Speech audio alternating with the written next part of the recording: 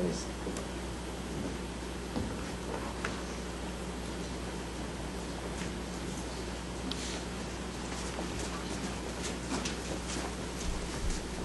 T equals speed of Laplacian u plus u times mx minus u in the bounded domain omega plus 0 infinity, and we have Neumann boundary condition 0 boundary plus 0. And we say the initial value ux 0, u 0 is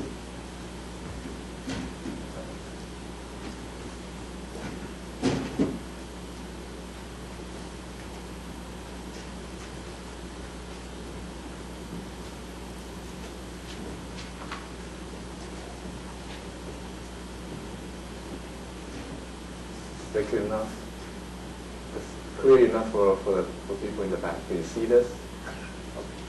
Okay.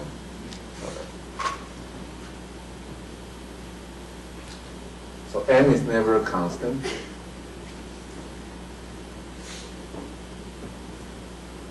And yesterday we talked about the case. We were concentrating on the case m is bigger than equal to 0. But as I said yesterday, we will need, when we deal with Latka-Volterra computation systems, is m minus u minus v.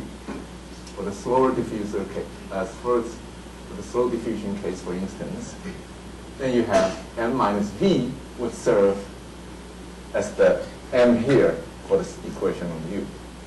So we need to relax this one to allow m change its sign, which is important. So today we are not going to assume this one anymore. We're going to assume m, we're going to allow m to change sign. So the existence theorem today, I will write down only part of it at this time, and then we go on and prove that. At the end, we will do, I will state the full system. So if I call this problem by star, then we say that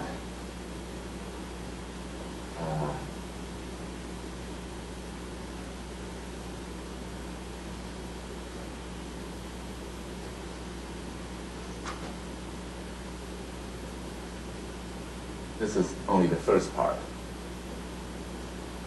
If the integral of n is positive, bigger than or equal to 0, then star, that for any d bigger than, for any d bigger than 0,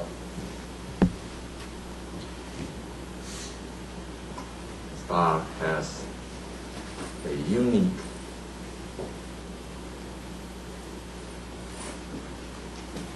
positive steady state, which is globally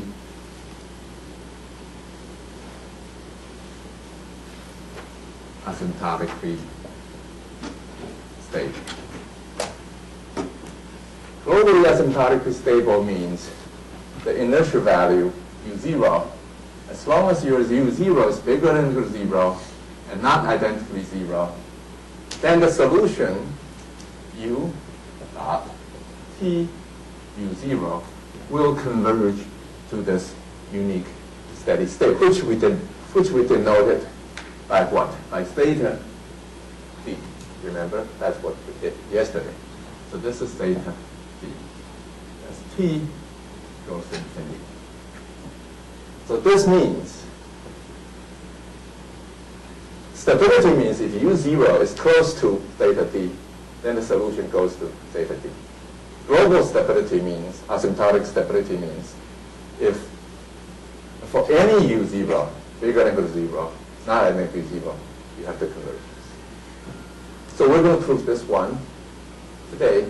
The second part of this one, of the theorem, is what happens when m is negative. And we're going to talk about this later. Okay. Today, but a bit later.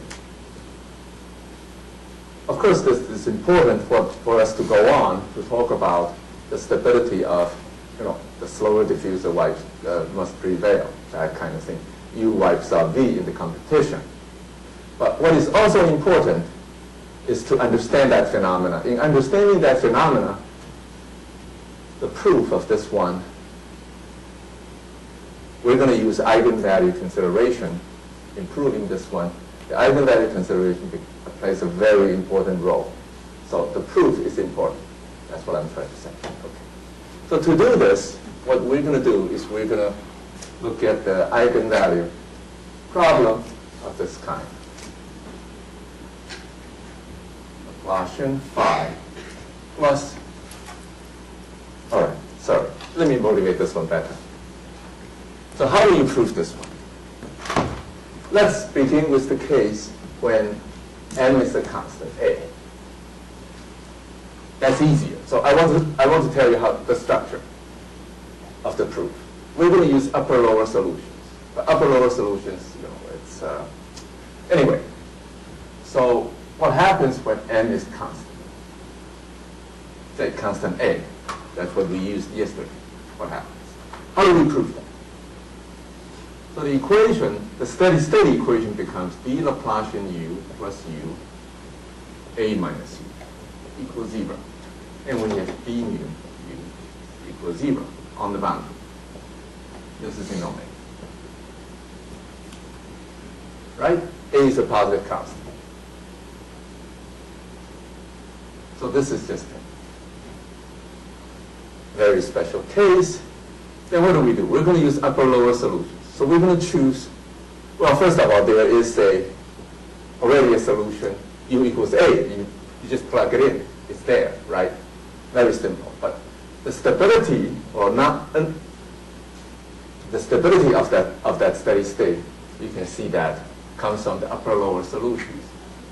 For instance, we take an upper solution, u upper bar to be a large constant m. You plug it in, the first term gives you 0, b Laplacian u bar plus u bar times a minus u bar. What is this? This is 0. This is m. This is a minus m, which is negative if m is large enough. So this is the upper solution. You lower bar, we take it to be a small constant, delta, positive small constant.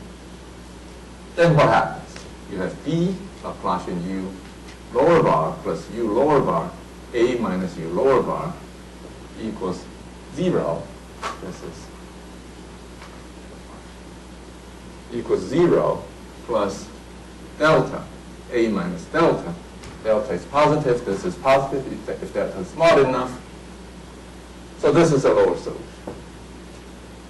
You have an upper solution, you have a lower solution. That means the upper-lower solution theory tells you there exists a stable solution in between.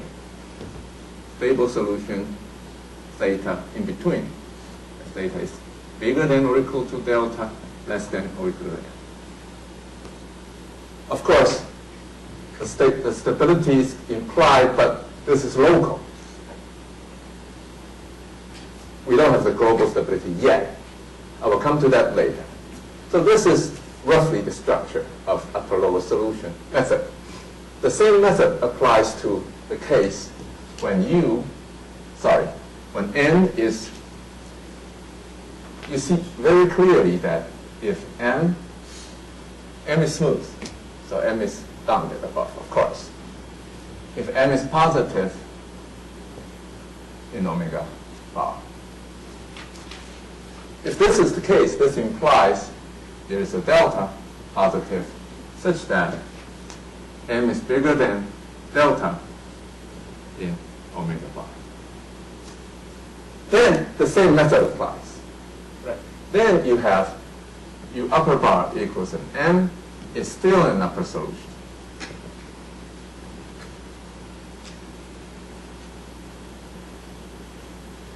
And you have u lower bar equals delta is still a lower solution. The upper lower solution still applies. Yes? said that the M is smooth. M is smooth. Is it the essential property? No, no. But here, since we're going to deal with, say C alpha, C alpha, it's good. I'm wondering what way the M is concentrated. As long as it is C alpha, all the regularity theory. Just Concentrated, you mean like delta function? Delta function, no. We're not dealing with delta function. I don't. We're dealing with smooth functions. So it's still so the same method still applies. But as I said earlier, we want to allow M changes sign. So we need to do this a little better. The upper solution, M, this is always an upper solution. As long as your M is smooth. So this is up. So your upper bar equals M is always an upper solution. As long as M is C continuous, good enough, but let's say C alpha omega bar. The question is the lower solution. If M changes sign, you come back here, you see, you take your lower bar, you have M changes sign. This will not have a fixed sign. The lower solution, you need to construct the lower solution a little better. So how do we do that? In this case, I can do it right now, easily. So how do we do that? So in this case, we have integral M bigger than or equal to 0. We need to study the following eigenvalue problem. Laplacian psi plus lambda times M psi plus mu. Lambda is a fixed constant. Lambda positive, let's say fixed. Plus mu psi equals 0 in omega. I have the mu psi equals 0 on the boundary.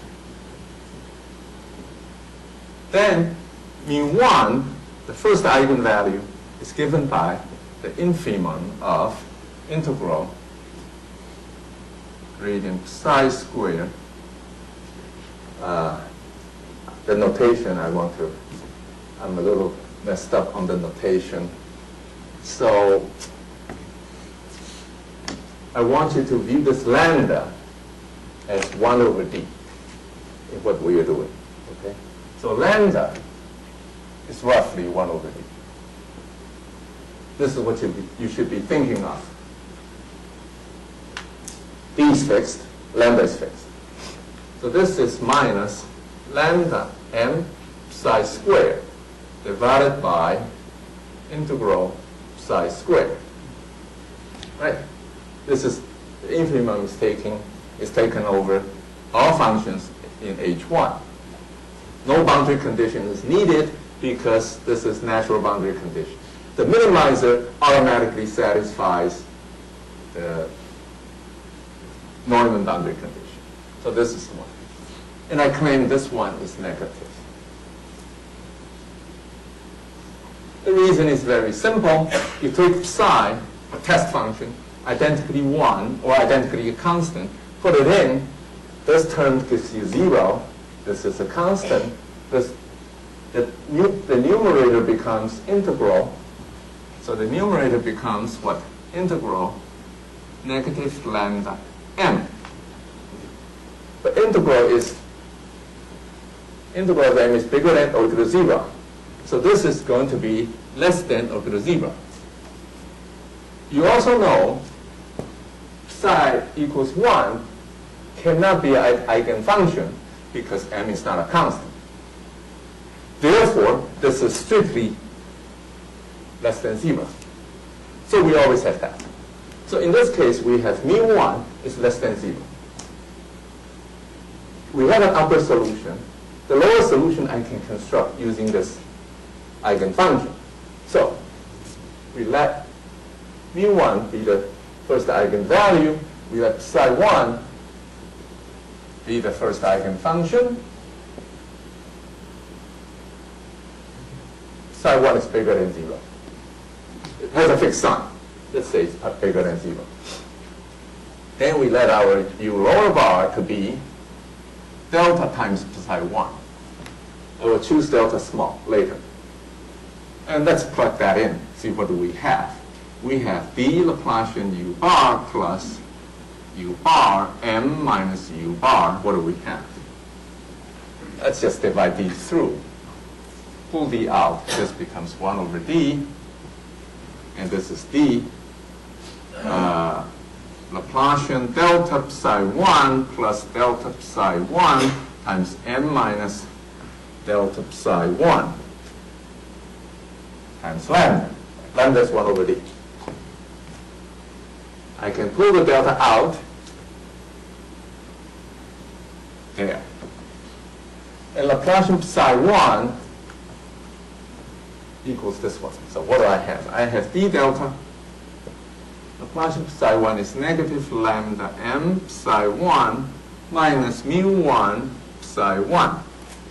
And then plus lambda psi1 m minus lambda psi1 delta. Right? This one and this one cancel. I have negative mu1 psi1 minus that. I can pull out psi1. Then I have d delta psi1 inside negative mu1 minus lambda delta. There's something missing. I'm sorry. Here's psi1 squared. I missed. So it's lambda delta psi1. But it doesn't matter. This one now is positive. Delta is 1 over d. Sorry, lambda is 1 over d. Delta is we can choose. If we choose it small enough, this is going to be positive. That's a lower solution.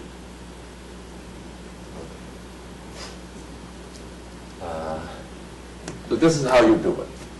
But what happens when m is negative? The integral m is negative. So I have proved this first part already. But what happens when integral m is negative? The conclusion in the first part is no longer true. We need to modify that. So how do we do that? And as I said, the proof is really as far as the existence is concerned, we have the existence. We don't have the uniqueness yet. We have an existence of the steady state theta b in the first part. But it's the second part, the proof of the second part uses a little deeper. We need to go a little deeper on this type of eigenvalue considerations, and that will be useful for the slow diffusion always prevails for that fact. So I will go on and do that a little bit more, and then all right. To prepare you for the uniqueness, and so the strategy is that we have an existence, and then we're going to prove the uniqueness, and then we're going to prove that the global asymptotic stability. That's more or less the order. But they are all pretty simple once we get this eigenvalue consideration done. So how do we do that? But before I do that, I want to write down the upper-lower solution. Maybe I do the upper-lower solution at the end if I have time, because it's in some sense right now I'm doing all these things as smooth. But upper-lower solutions do not have to be smooth. Still works, and they are much more useful than the smooth, because this is very simple. I will need a more useful version of that, and I will write it down later. So right now, I want to do the eigenvalue expansion, eigenvalue consideration of such problems without this assumption. So maybe I will start here.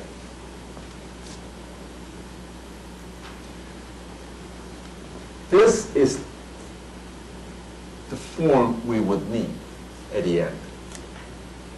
But to handle the case, integral m is negative, I need to do something a little different than this one. So the notation may be a little confusing. I want to apologize for that, but in many ways that's standard, and that's what we want to do. So I will use phi instead of psi here. So I will use, so we say, we're going to consider the following eigenvalue problem. Laplacian phi plus lambda m is the m over there, phi equals 0 in omega. And we have the mu phi equals 0 on the boundary. So in this problem, lambda is fixed, given fixed. Mu is the eigenvalue. Mu is the parameter. We value mu, try to find a solution. In this problem, there's no mu anymore, just lambda. So lambda is the parameter, so lambda will be the eigenvalue. Okay? So here, m has no assumption at this time, except smoothness assumption. Otherwise, change the sign, integral of m, we are not assuming anything yet. Okay. So this is a definition. We say that lambda is called a principal eigenvalue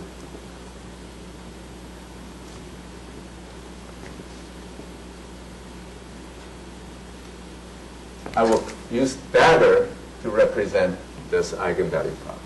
It's a principal eigenvalue of dagger if dagger has a positive solution.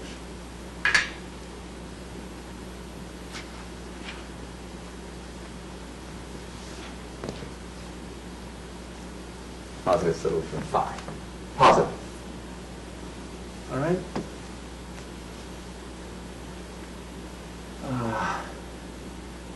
Right away, you know 0, whatever m is, 0 is always a principal eigenvalue. Right? Because if you put 0 here, you put phi to be 1, let's say. So remark. 0 is always a principal eigenvalue.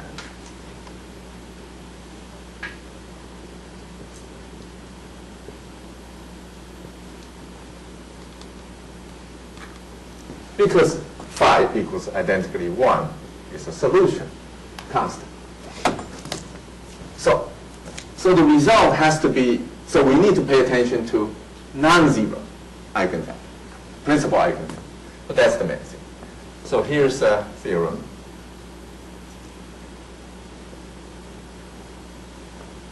I don't have enough room here, so I will write it up there. Let me get my notes on this one. Make sure I don't do anything wrong. All right. So I'll erase this.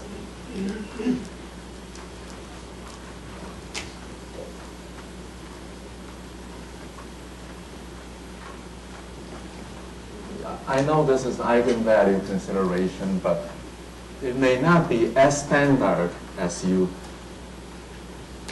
might have expected. But for some reason, they are very useful, at least in this approach, in this context. So I will write it as a theorem.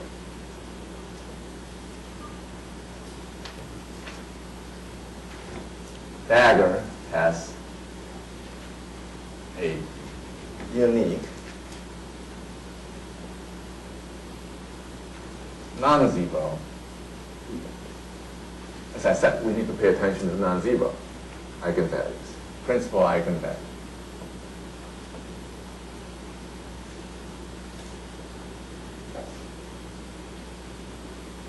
I will call it lambda 1.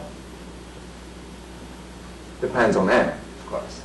Lambda 1m, if and only if m changes sign,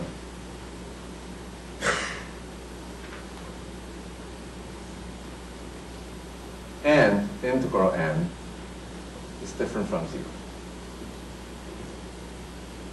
This is if and only if. So here are so moreover, the following holds. 1, integral m is negative implies lambda m is positive. 2, of course, once we have all these, this implies becomes if and only if.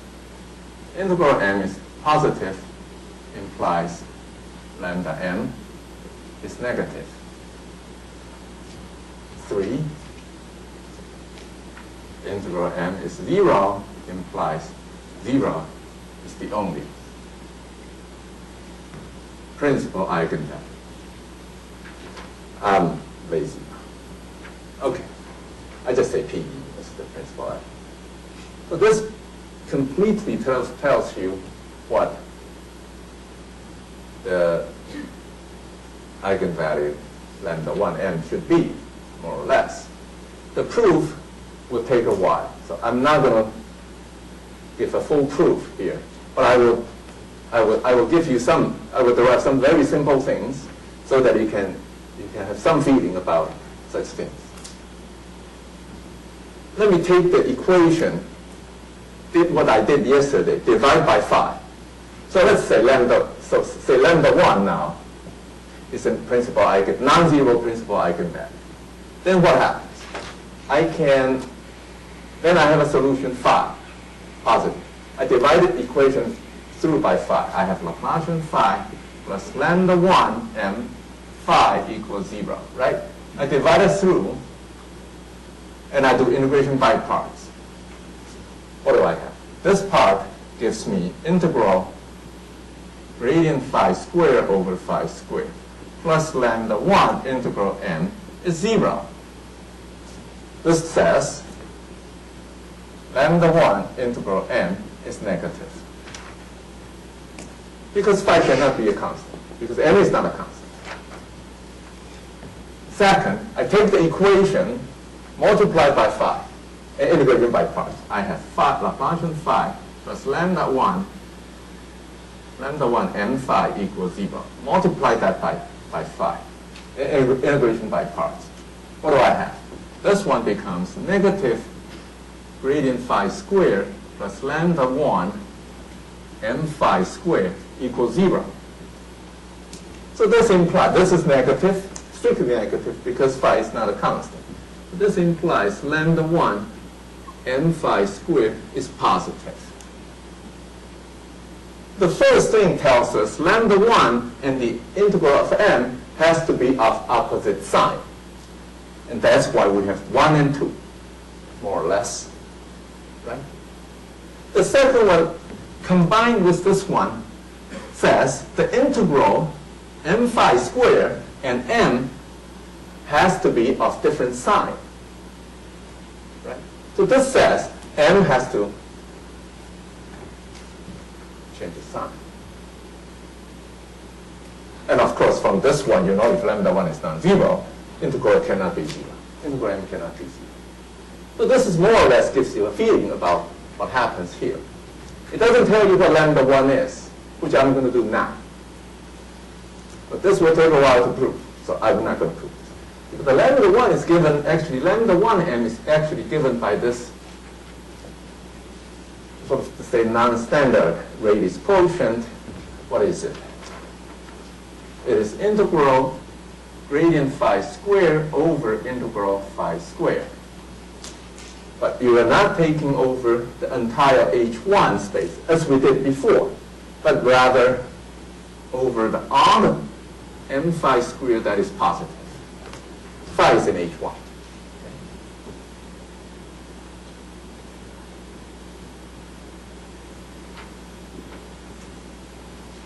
Again, you don't need a boundary condition here. You could put it in, you don't have to. They come out the same thing anyway. So this is the lambda 1m. As I said, I'm not going to prove this lambda 1m. I'm not going to prove lambda 1m. It's this one. This requires a proof. And the proof that will take a while. So I'm not going to prove it, but I'm going to use it. Okay. Now with that, we can deal with this second part.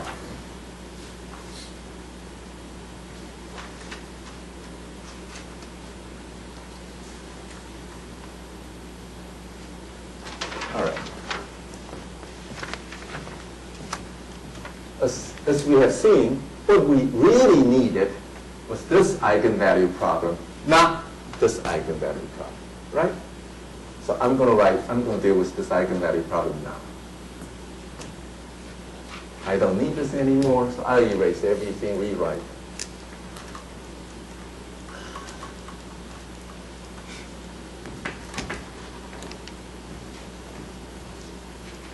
But I'm going to erase this, but you just remember what we did so far are using smooth upper-lower solutions. Later, we will need to use non-smooth upper-lower solutions. And if I have time, I'll write down what they are. And I also write down its relation to the parabolic problem. Okay.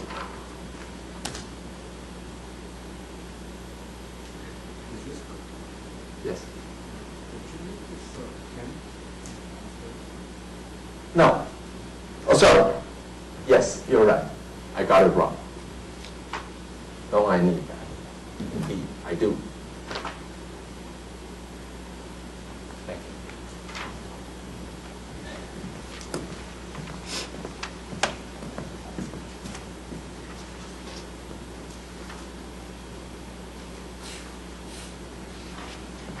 Okay.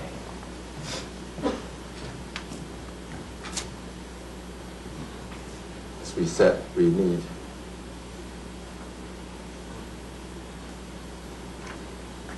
all right, I think this will do. But anyway, so this will be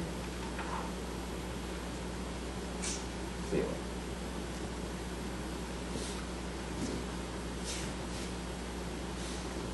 We have star, we have dagger. So I want to, all right. For lambda positive fixed, given, thank you very much.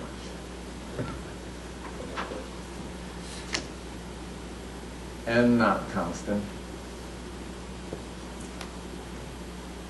we consider this eigenvalue problem. Function psi plus lambda m psi plus mu psi equals 0 in omega. Mu psi equals 0 on the boundary.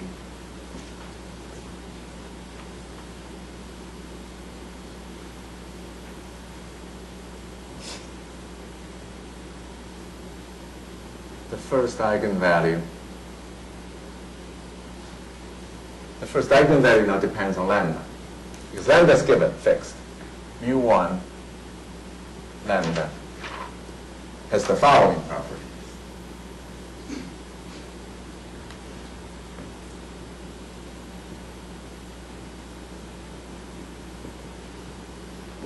One, if the integral of m is bigger than or equal to 0, this implies mu1 lambda is negative. This is true for all lambda positive. 2, the integral m is negative. This is the important thing. The first one says, whatever we did, this was consistent with what we did before, right? We can prove the first one directly. It doesn't have to be, we don't have to use this one. But I will give this actually a very graphical proof of this one. If the integral is negative, this implies we have 3 cases. Then the mu1 lambda is negative if lambda is bigger than, this is true for all lambda bigger than lambda 1m. And mu1 lambda is 0. This is for lambda equals lambda 1m. And mu1 lambda is positive lambda between 0 and lambda 1n.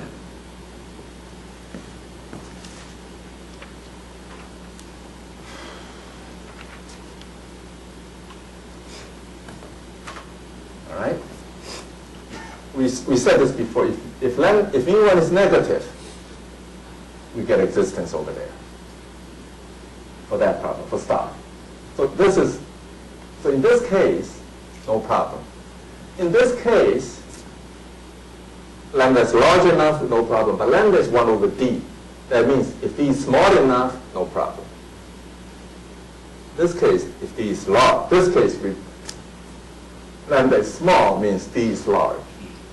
Because lambda is 1 over d. Then mu1 is positive. Actually, of course, this method doesn't apply to the problem star. But it's actually true that the star doesn't have any non-trivial positive steady state anymore. And I'll come to that a bit later. But this one I want to say, it is the last one I want to. This case and the last scenario, this is something we will need to use to prove to carry out the proof for the slower diffuser always prevails, to deal with the Latka-Volterra problem. Okay, so I will leave this one here for a while, and I will try to prove it. Actually, yeah.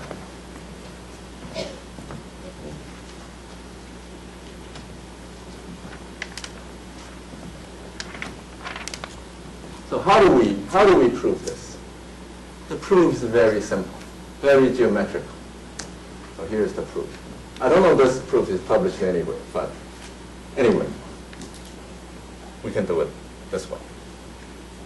The point you want to do is that you want to study the basic property of mu1 lambda.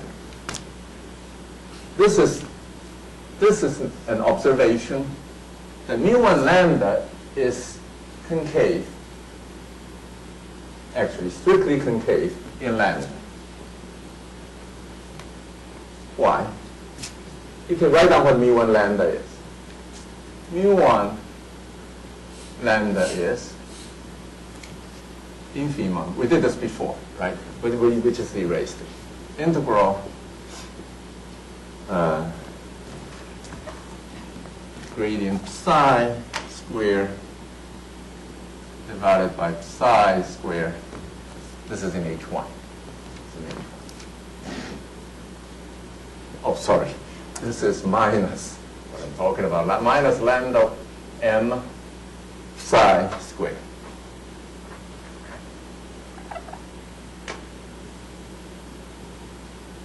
All right. And this is concave in lambda. What does that mean? That means mu1, actually the proof is very simple. One line. Just plug in by definition, it comes out. If you have lambda and lambda bar, then for any alpha in between 0, 1, you have alpha lambda plus 1 minus alpha lambda bar. This is going to be strictly bigger than alpha mu1 lambda plus 1 minus alpha mu1 lambda bar.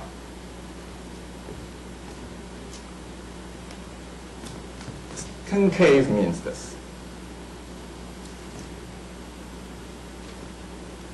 How do you prove this definition? Just plug in. Comes out. Easy. This is very useful in, I used to have a hard time remembering which case is what. But this picture tells you it's very simple. So here's the situation. Let's say, for instance, let's take the third case. Yes? Strictly concave. From the definition, you see almost strictly concave. But the equality never holds because all the corresponding eigenfunctions are different. That's why it's strictly concave. But anyway, that's that. it's actually a good point because I need it in my graph. It's strictly concave. Strictly concave. So I'll write it down. Strictly concave.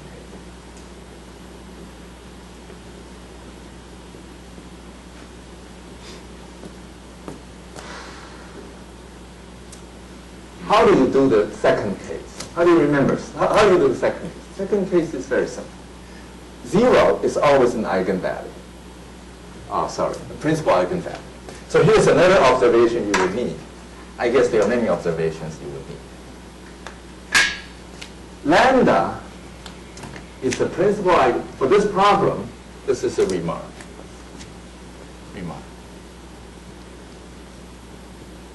Lambda is a principal eigenvalue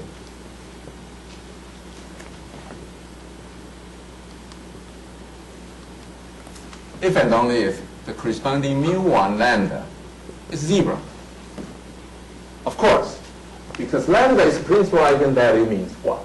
Means this problem has a positive solution. If this one has a positive solution, mu has to be 0. Because that I have a positive solution already without mu. And similarly, if mu1 is 0, meaning this problem has a positive solution. That means this has a positive solution. And the lambda has to be the principal eigenvalue. So we have that. So in the third case, just like what we did before, we have, third case is two. We have only two principal eigenvalues. One is 0, one is lambda 1m. Lambda 1m is positive, isn't it? Because the interval is negative. Yes, that's the case 1 in the theorem over there. So here's lambda 1m. And this is the axis lambda.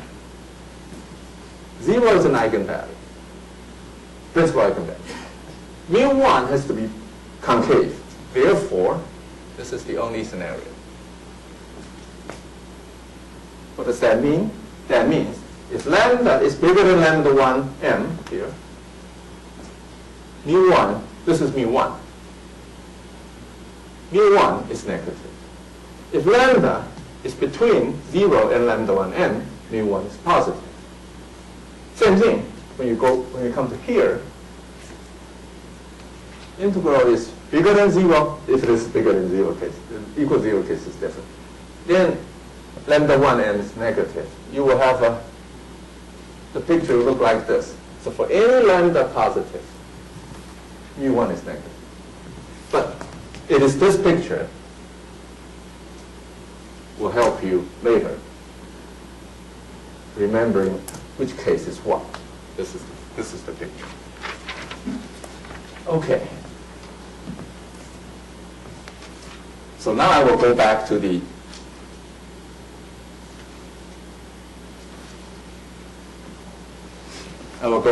theorem. The first case we proved already by hand. But you can use that too. For the first case. Well, not quite. We only proved the existence of one steady state. The uniqueness we haven't done yet. Global stability we haven't done yet. Okay. So, but I'm going to do the second one. I'm going to write down the second one now. The second one is the following.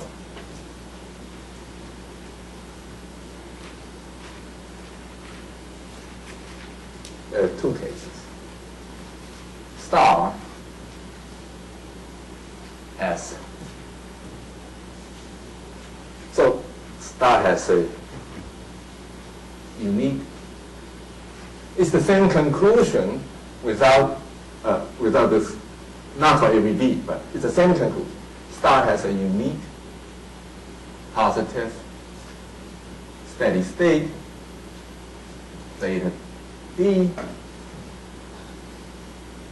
which is globally asymptotically stable.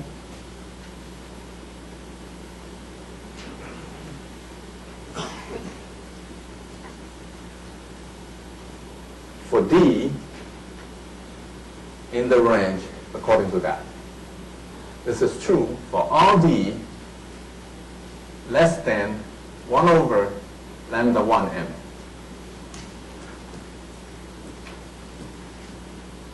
The second part is star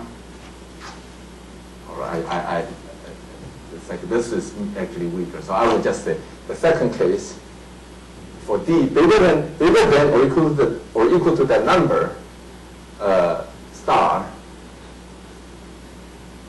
all solutions U dot T U0 goes to 0 for any U0 bigger than or equal to 0, not identically 0.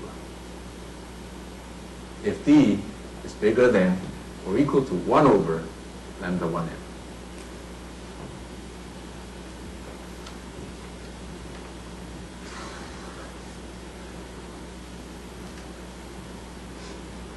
Proof, I will tell you how to prove this one.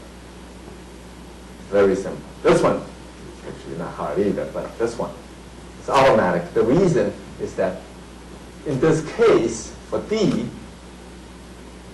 less than 1 over n lambda, 1 over lambda 1n, meaning 1 over D is bigger than lambda 1 over n, and 1 over D is bigger than lambda 1 over n, puts us in this range.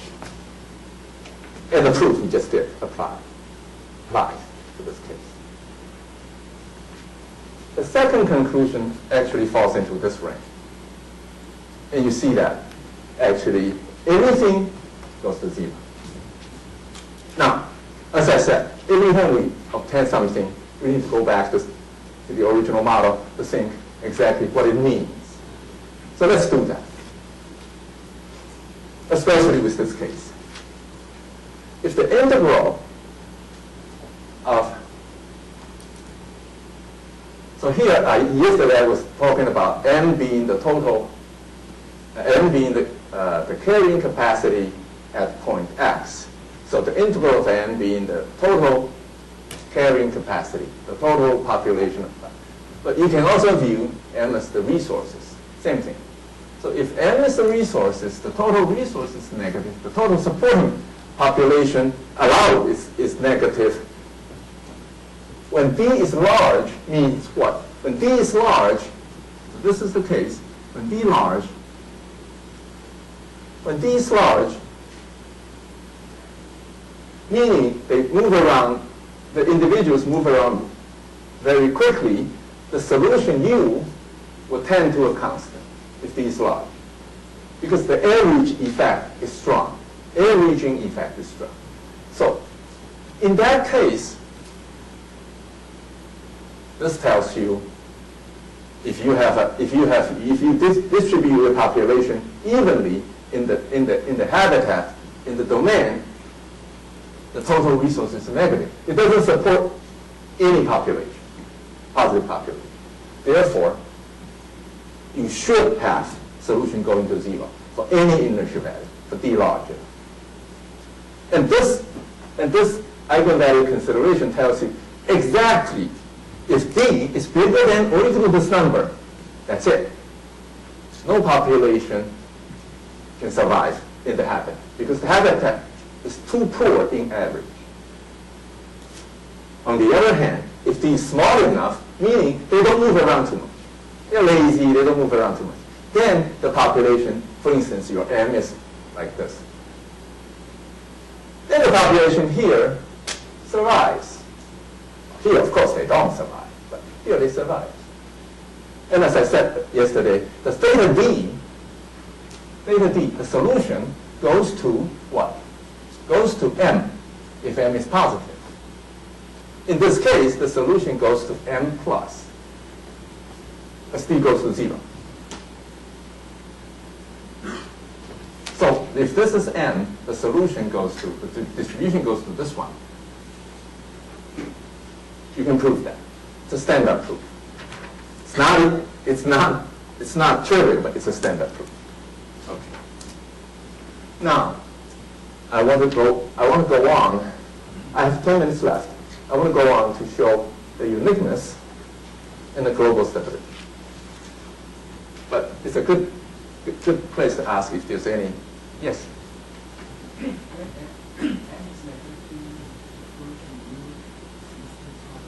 No, n is negative meaning Here, m has, remember, m, you can see, actually, if you plug that in, if m is completely negative, you don't get any solution. Just leave it.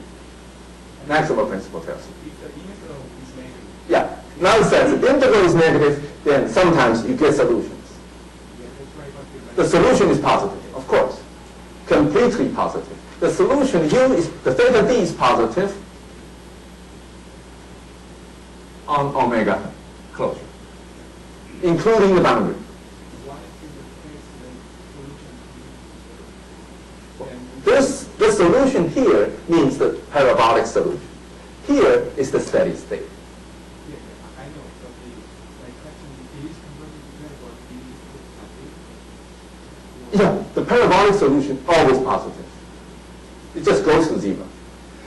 Your initial value doesn't have to be positive. Non-negative is enough. As long as it's non-negative, the solution becomes positive right away. As soon as t becomes positive, the solution becomes positive. And then it'll go to zero. It's all maximum principle. Okay. So now I want to talk about the uniqueness. So the strategy is that once I prove the uniqueness, the global asymptotic stability follows. Why? Because we prove this theorem by upper-lower solutions. And the upper-lower solution guarantees us a stable solution, a locally stable solution. Now, if the solution is the steady state, I think I need to distinguish solution and the steady state now. So I will just say the upper-lower solution guarantees us a stable, a locally stable,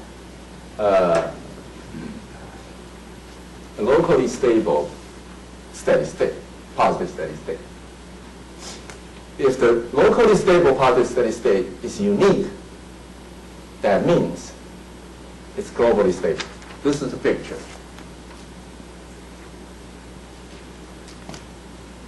Any positive constant large is an upper solution. And if you start with the upper solution, the solution is going, still start with an upper solution, the parabolic solution is coming down. And here's a lower solution. Very small. If you start with a lower solution as your inertial value, the solution goes up. And if the steady state we have is unique, then this one will have to come down here, this one will have to go up there. This is globally asymptotically stable. I will make this precise in 5 minutes. So the uniqueness is important. All right. So let's see how the uniqueness goes. Well, suppose we have two solutions, theta and theta bar. Maybe I should use theta tilde, bar for other things. Theta, theta tilde. Let us suppose theta is bigger than or equal to theta tilde. Suppose that's the case. Then we have b Laplacian theta plus theta n minus theta equals 0. We have b Laplacian theta tilde plus theta tilde n minus theta tilde equals 0. We multiply the first equation by theta tilde, integration by parts, second equation by theta, integration by parts, and then subtract them. The first equation gives us negative d theta squared plus, sorry, it's wrong.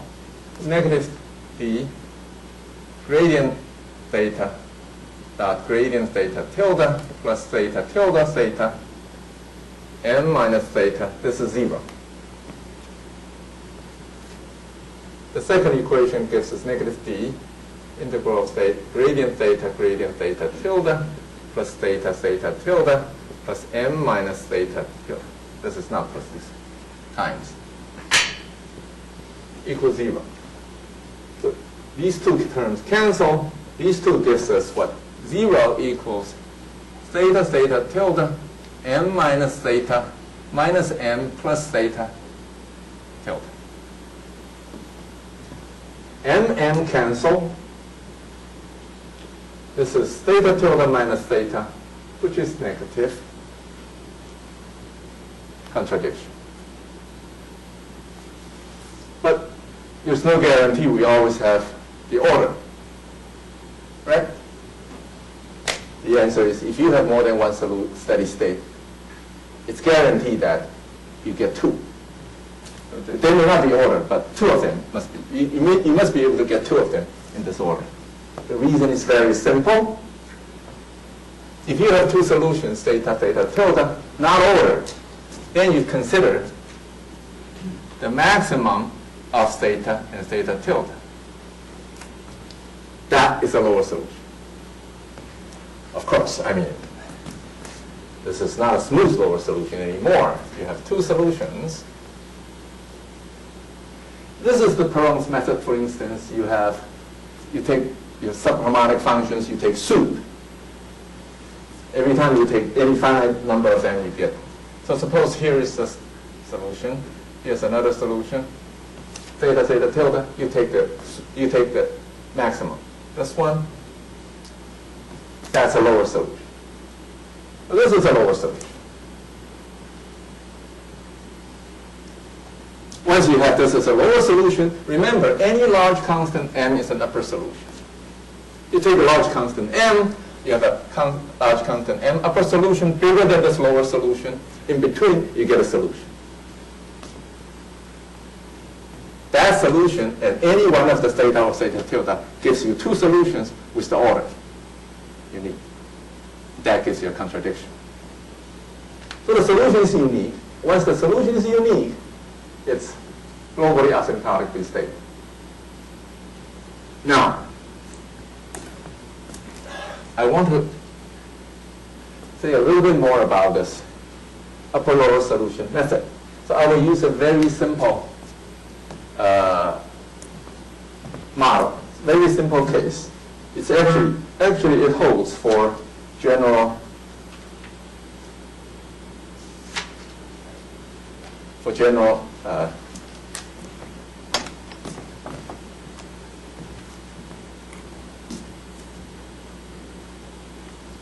actually holds for more general equations. So I'm going to write down the weak version in relation to its parabolic problem.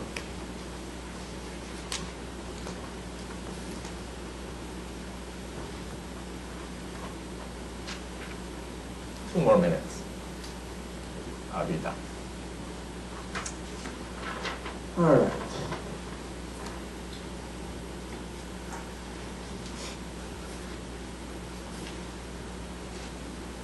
Let me just take a simple case. Ut is Laplacian u plus f of x u. Any boundary condition, but let's say Neumann.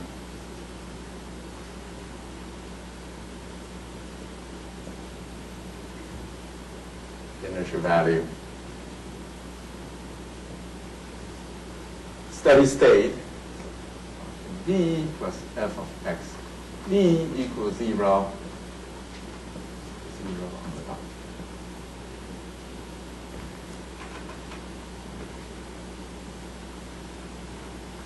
Okay. First, weak. Upper-lower solution.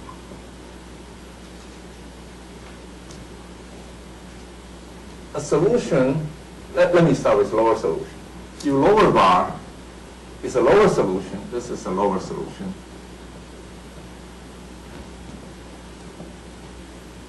For the steady state, maybe I should use V instead of U. This is what I'm talking about, V. V lower bar. If Laplacian V lower bar plus f of x V lower bar is bigger than or equal to 0 in omega. And D V, the mu V lower bar is bigger than or equal to 0 on the boundary. This is classical. When we say weak, means this inequality holds in the weak sense, in the distributional sense, in the weak sense. I will now write it down. So here is the the useful proposition is the following. You can use this one to prove upper solution method.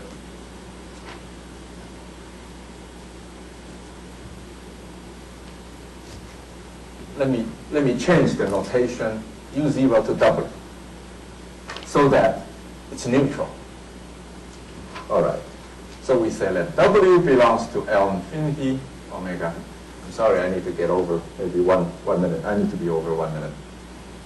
So this one, the following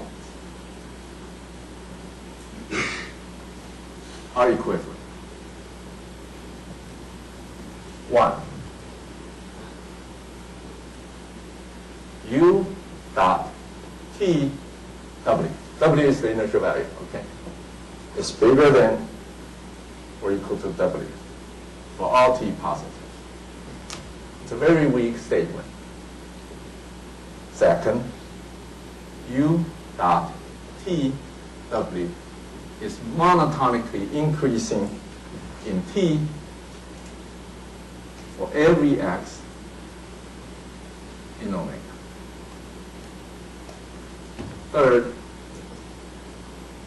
W is a weak lower solution. The three things are equivalent. This is the crucial thing. This implies what I just used, upper lower solution method.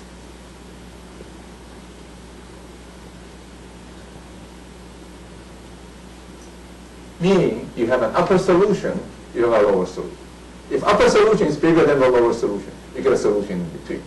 And this holds for weak, upper lower, in the weak sense too. So that's what we did. So today, what